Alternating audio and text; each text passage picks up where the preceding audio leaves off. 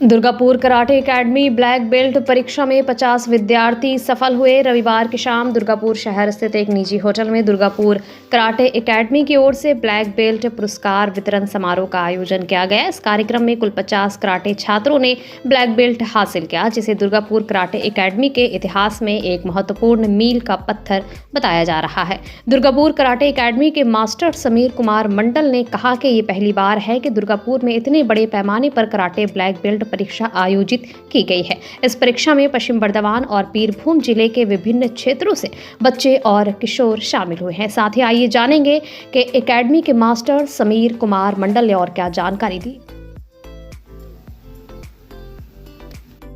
নমস্কার, আমি সীমা দত্ত চ্যাটার্জি। আজকে এখানে হচ্ছে ব্ল্যাক বেল্টের গ্রেডেশনের পরীক্ষা হচ্ছে।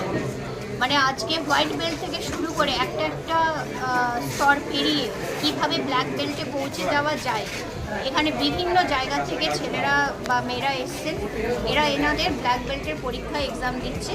এটা হচ্ছে Durgapur karate academy mister Samir মণ্ডলের সহযোগিতায় টোটাল ব্যাপারটা অ্যারেঞ্জ করা হয়েছে।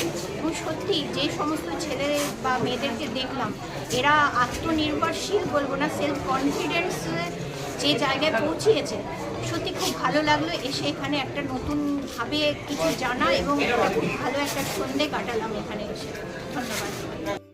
ব্ল্যাক বেল্টের প্রোগ্রামে বিস্তারিত বলুন, কি হয়েছে প্রোগ্রাম? আজকে দুর্গাপুর কারাটে একাডেমি প্রথম ব্ল্যাক বেল্ট এক্সাম যেটা দুর্গাপুরে অনুষ্ঠিত হলো, কারণ প্রত্যেকবার অন্য অন্য জায়গায় হতো, এবার আমরা দুর্গাপুরে করেছি।